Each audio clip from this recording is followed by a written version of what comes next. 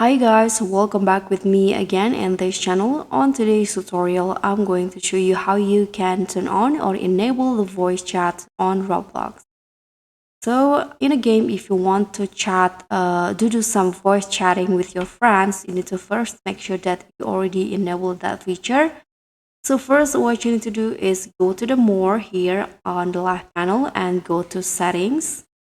Tap on the account info, and in here you need to verify and also add your email address. After that, you need to confirm your age, verify your age, so you need to add your birthday in here. And after that, to verify your age, you need to scan a barcode.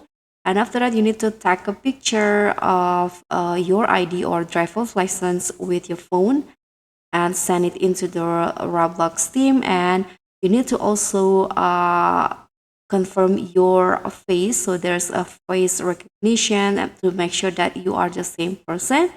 And after that, your age will be verified.